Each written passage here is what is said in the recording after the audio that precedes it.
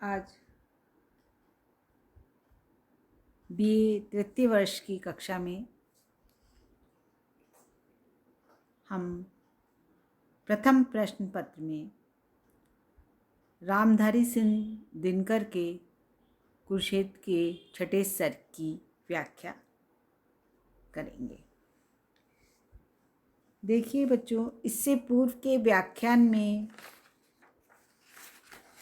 मैंने आपको स्पष्ट करा था कि ये जो कुरुक्षेत्र का छठा सर्ग है, इस सर्ग में कोई कथा नहीं है और इसमें कवि ने स्वयं अपने शब्दों में ही इस सर्ग की कथा को स्पष्ट किया है। यह एक विचार प्रधान सर्ग है, अतः विचारों के अनुकूल ही शब्द योजना और भाषा शैली इस सर्ग की प्रमुख विशेषताएं हैं।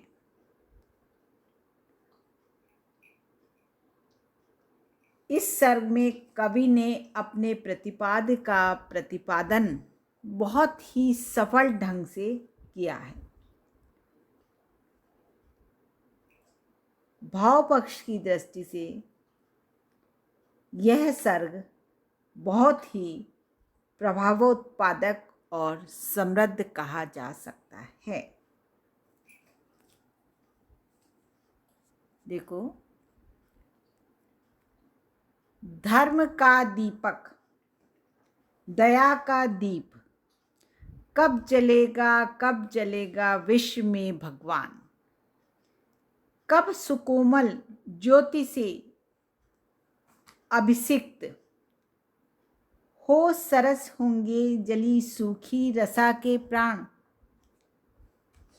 है बहुत बरसी धरित्री पर अमृत की धार, पर नहीं अब तक सुशीतल हो सका संसार।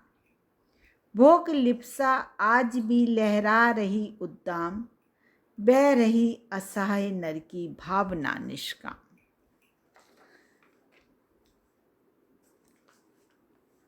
देखिए, इन पंक्तियों में कवि ने विश्व में धर्म और दया के साम्राज्य की कामना को अभिव्यक्ति दी है। युद्ध की विभीषिका और विज्ञान की पतनोन्मुख उन्नति से आक्रांत विश्व को कवि ने ईश्वर की प्रार्थना के द्वारा खुशी देने की प्रार्थना करते हुए यह उद्गार प्रकट करे हैं कि धर्म का दीपक, दया का दीप, हे भगवान, कब जलेगा विश्व में भगवान। हे भगवान, इस संसार में धर्म और दया का दीपक कब जलेगा। कवि प्रश्न करते हुए कह रहे हैं ईश्वर से कि इस संसार में दया और धर्म का दीपक कब जलेगा।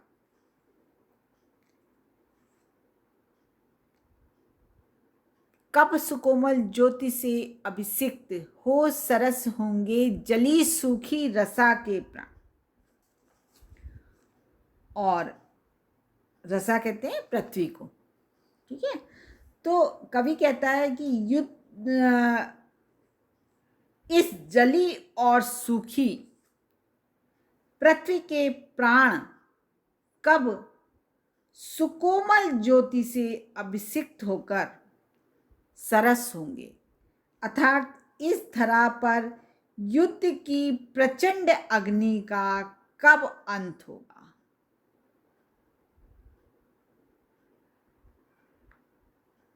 और है बहुत बरसी धरित्री पर अमृत की धार। कवि ऊपर देखिए कह रहे थे कि युद्ध की प्रचंड अग्नि का कब अंत होगा और उसके स्थान पर धर्म, दया, शांति के दीपक की कमल ज्योति की किरणें कब विकीर्ण होंगी। है बहुत बरसी धरती पर अमृत की धार। इस धरती पर अमृत की धारा खूब बरसी है। इस धरती पर अमृत की धारा बहुत बार बही है, अर्थात समय समय पर असंख्य महात्माओं ने अपने सुंदर उपदेशों के द्वारा इस धरती के दुख का निवारण करने का प्रयत्न किया है, पर नहीं अब तक सुशीतल हो सका संसार। किंतु यह संसार आज तक भी अपने दुख से, दैन्य से लुटकर आनंद प्राप्त नहीं कर सका है। भोग लिप्सा आज भी लहरा रही उद्दाम। उद्दाम कहते प्रबल, है ना। भोग लिप्सा, भोगों की इच्छा। कवि ने आगे स्पष्ट करा है कि आज भी लोगों के हृदय में भोगों की प्रबल इच्छाएं उत्पन्न हो रही हैं और बह रही असहाय नर की भावना निष्काम और असहाय व्यक्ति की भावनाएं आज भी अपूर्ण रहकर व्यर्थ ही सिद्ध हो रही हैं। अर्थात यहाँ पर कवि ने देखिए स्पष्ट करा है, ईश्वर से प्रश्न करा है कि इस संसार में धर्म और सुख शांति का साम्राज्य कब स्थापित होगा। आगे की पंक्तियां देखो।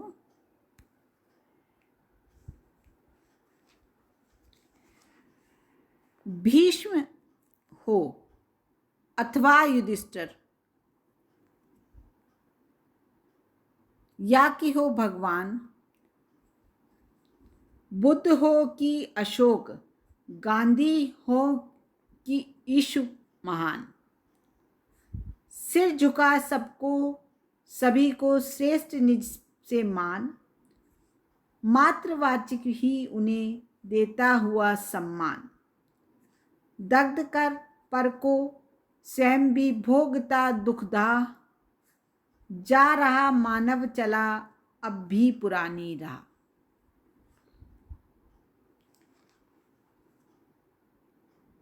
यहाँ कवि ने बताया है कि मनुष्य महान आत्माओं के प्रति केवल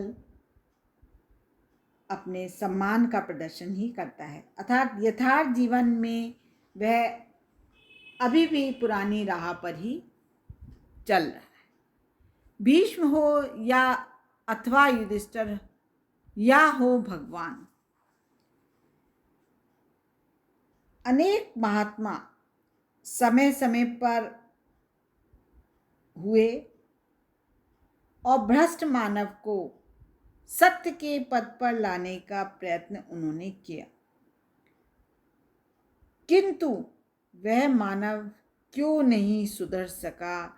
इसी का कारण स्पष्ट करते हुए कवि ने यहाँ पर कहा है कि भीष्म हो, चाहे भीष्म हो अथवा युधिष्ठिर या युधिष्ठिर हो, या हो कि हो भगवान, या फिर भगवान श्री कृष्ण हो, बुद्ध हो,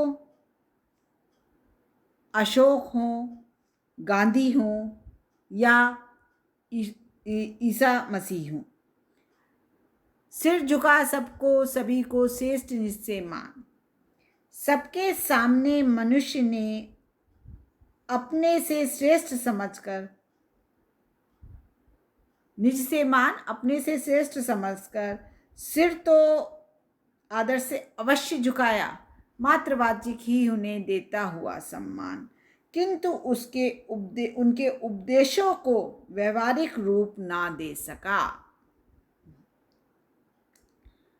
दग्ध कर पर को स्वयं भी भोगता दुग्धा, बल्कि मौखिक रूप से ही उनका सम्मान करता रहा, उनके उपदेशों को व्यवहारिक रूप नहीं दे सका, इसलिए वह अपने सत्य के पथ पर ना आ सका। और यही कारण है कि वह अब भी दूसरे को दग्ध कर पर माने दूसरे को, वह अब भी दूसरे को दुख देता हुआ स्वयं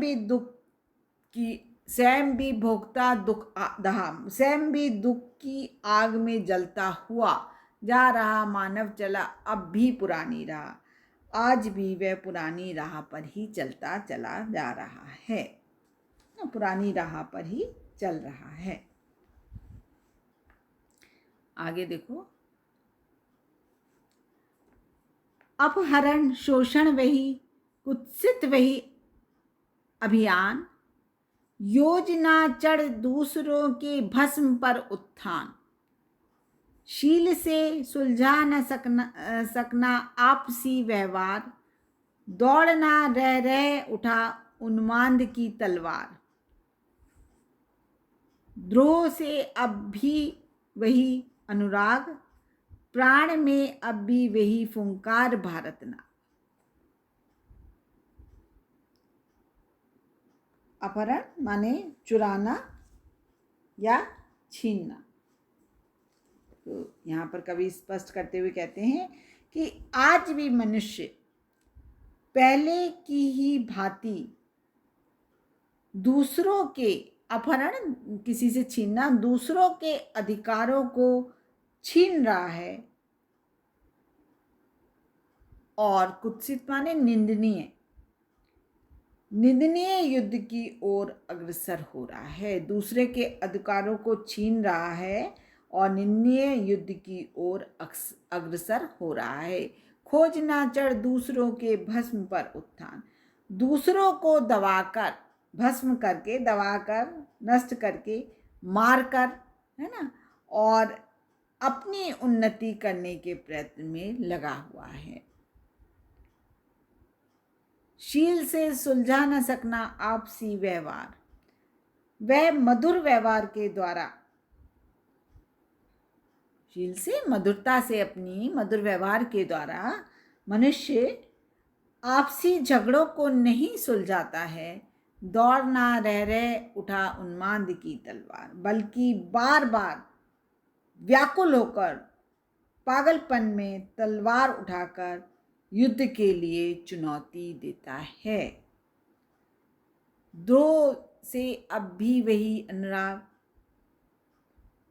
द्रोह कहते हैं बैर, विद्रोह है ना, बैर से आज भी उसका पहले जैसा ही अनुराग है, लगाव है, प्राण में अब भी वही फुंकार भरता ना, और आज भी उसके हृदय में बैर भावना विद्यमान है, और उसके प्राणों में क्रोध और आवेश अब भी नाग की तरह फुंकार भरते हुए प्रतीत हो रहे हैं, है ना। यहाँ पर देखिए कवि ने ही स्पष्ट करा है कि आज मनुष्य पहले की भांति ही आज भी वह अपने अधिकारों को छीन रहा है, युद्ध की ओर अग्रसर हो रहा है, अधिकारों की प्राप्ति के लिए वह युद्ध की ओर अग्रसर हो रहा है।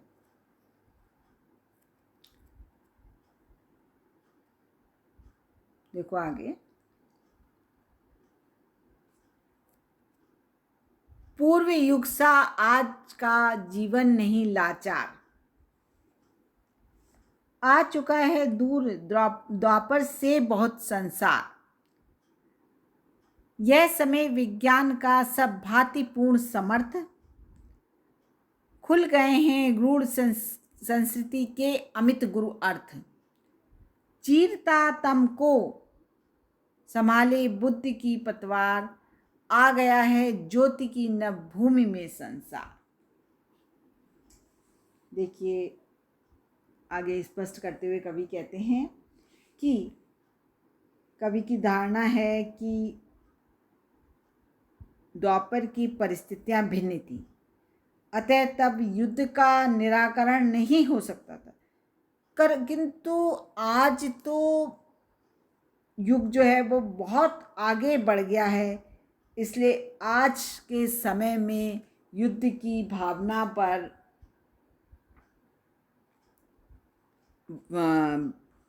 भावना पर नियंत्रण किया जा सकता है। पूर्व युग सा आज का जीवन नहीं लाचार।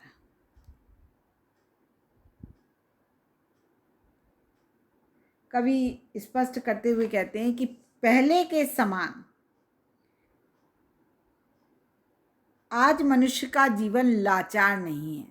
आ चुका है दूर दराज से बहुत संसार। आज हम जो हैं वो बहुत आगे निकल गए हैं, बहुत दूर हो गए हैं पुराने युग से, और आज मनुष्य युद्ध भावना पर नियंत्रण रख सकता है। यह समय विज्ञान का सब भांतिपूर्ण समर्थ और आज के व्यक्ति का जीवन सब भांति समर्थ है, क्योंकि ये विज्ञान का समय है, विज्ञान का युग है और सब प्रकार से पूर्ण और शक्ति संपन्न है। मनुष्य खुल गए हैं गुण संस्कृति के अमित गुरु अर्थ, और आज के व्यक्ति का जीवन में पर पगों की भांति सीमित परिधियों में बंधा हुआ नहीं है। आज चीरता तम को, आज का व्यक्ति बुद्धि की पतवार, मतलब कि आज का व्यक्ति बुद्धि की पतवार संभाले, अर्थात बुद्धि बल के द्वारा चीरता तम को, अज्ञान के अंधकार को चीरकर आ गया है ज्योति की नव भूमि में संसार, ज्ञान की नवीन भूमि और नई ज्योति को प्राप्त कर सकता है, प्राप्त कर गया है। मतलब आज जो अंधकार है, तम है, वह समाप्त होकर ज्ञान की नवीन ज्योति को व्यक्ति प्राप्त कर सकता है। आगे देखो,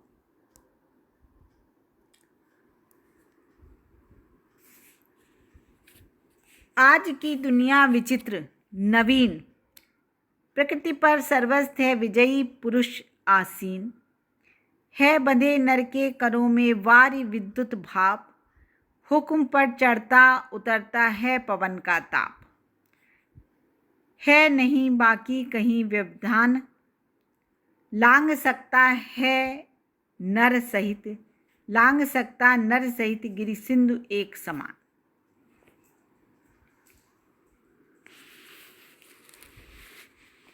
देखिए, कवि ने आगे स्पष्ट करा है कि आज का युग, आज की दुनिया, आज का जो युग है बहुत ही विचित्र और नवीनता लिए हुए है। प्रकृति पर सर्वस्व है विजयी पुरुष आसीन, और आज सर्वस्व मनुष्य प्रकृति पर विजय प्राप्त करके स्थित है बधे नर के करों में वारी विद्युत भाप, है ना। वारी माने जल, विद्युत माने बिजली, है ना। जल बिजली भाप से उनके हाथों के संकेत पर कार्य करते हैं। जल बिजली और भाप उनके हाथों के संकेत पर काम करते हैं। हुक्म पर चढ़ता उतरता है पवन का ताप, और वायु की गर्मी भी उनकी ही आज्ञा से चढ़ती उतरती है। अर्थात कवि के कहने का तात्पर्य ये है कि आज बहुत आगे बढ़ गए हैं हम, बहुत सारी नई नई चीज़ों का आविष्कार हो गया है और मनुष्य के हाथ में बहुत कुछ है नहीं बाकी कहीं व्यवधान, व्यवधान माने रुकावट, है ना। अब उसके लिए कहीं भी रुकावट बाकी नहीं रह गई है। लांग सकता है नर सरित गिरि सिंधु एक समान, और अब वह नदी, पहाड़, समुद्र सबको समान गति से पार कर सकता है।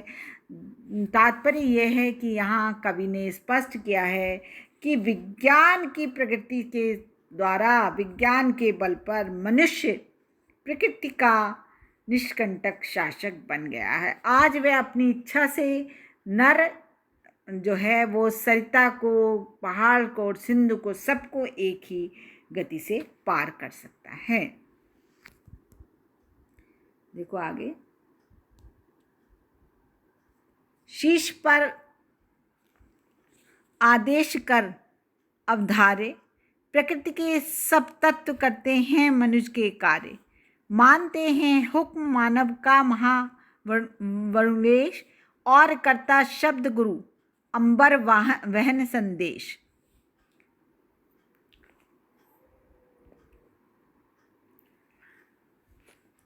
नव नर की मुष्टि में विकराल हैं, सिमटते जा रहे प्रत्येक क्षण दिक्काल। देखो आगे कवि ने स्पष्ट किया है कि मानव का प्रकृति पर इतना अधिक शासन, शीश पर आदेश कर अवधार्य माने धारण करके, मानव का प्रकृति पर इतना अधिक शासन स्थापित हो गया है कि प्रकृति के सब तत्व करते हैं मनुष्य के कार्य, कि प्रकृति के सब तत्व मानव के आदेशों को शीश पर सिर के ऊपर धारण करके उसके सब कार्यों को करते हैं। मानते हैं हुक्म मानव का महावरुणेश, मनुष्य की आज्ञा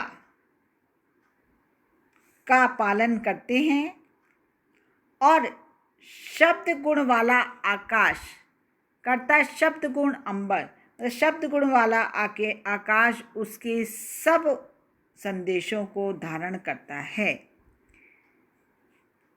नव नर की मुष्टि में विकराल, नवे नवीन, अतः आज के युग के नवीन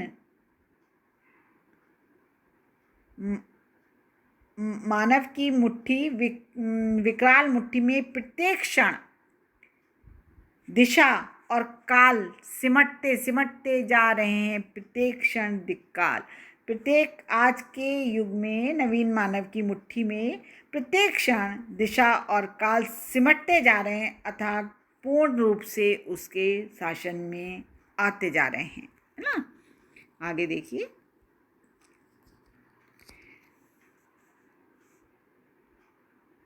यह प्रकृति निस्सीम नर का यह अपूर्व विकास, चरण तल भूगोल मुट्ठी में निखिल आकाश, है ना। तो कवि ने कहा है कि आज के मनुष्य की प्रगति माने उन्नति, आज के मनुष्य की यह उन्नति असीम है और उसका अपूर्व विकास है ना, क्योंकि चरण तल भूगोल, समस्त पृथ्वी को उसने अपने चरणों के पैरों के नीचे कर लिया है। मुट्ठी में निखिल आकाश, और अर्थात वह कहीं भी आ जा सकता है और समूचे आकाश को अपनी मुट्ठी में ले लिया है।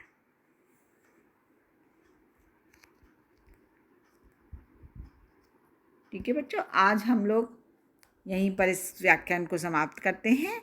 आगे की व्याख्या अगले व्याख्यान में मैं आपको बताऊंगी। धन्यवाद।